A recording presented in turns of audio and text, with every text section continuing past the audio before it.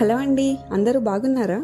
మీకు తెలుసా, సొద్దల్లో fibre content ఉండడం వల్ల డైజెషన్కి చాలా మంచిది.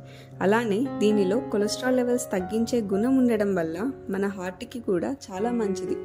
ఇంకా వీటిల్లో ఉండే మెగ్నీషియం మన కాల్షియం లెవెల్స్ని మెయింటైన్ చేస్తూ బోన్ హెల్త్కి కూడా బాగా సపోర్ట్ చేస్తుంది.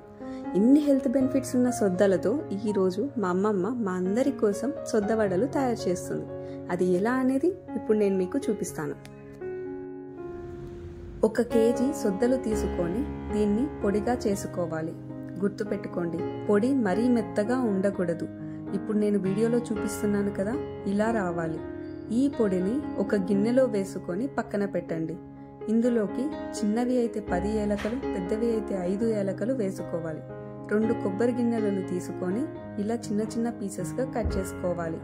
తరువాత మిక్సర్ జార్లో ముందుగా కట్ చేసి పెట్టిన కొబ్బరి పీసెస్ని వేసుకొని మరీ పొడిగా కాకుండా కొంచెం బరకగా వచ్చేటట్టు వేసుకోవాలి. తరువాత అందులో ఏలకలు వేసుకొని జస్ట్ అలా తిప్పి ఆపేయండి, లేకపోతే మరీ ఎక్కువగా పొడైపోతుంది. ఇప్పుడు ఈ కొబ్బరి యాలకల పొడిని మనం పక్కన పెట్టిన శుద్ధపిండిలో వేసుకోవాలి. తరువాత వేరే గిన్నెలో 1/2 కేజీ తురిమిన బెల్లం తీసుకొని 1 గ్లాస్ వాటర్ పోసుకొని బాగా కలపండి. ఇక్కడ బెల్లం తురమడం కష్టం అనుకుంటే బెల్లం గడ్డలను పగలగొట్టి 1 గ్లాస్ వాటర్ పోసి బెల్లం కరిగే వరకు వేడి చేసినా సరిపోతుంది.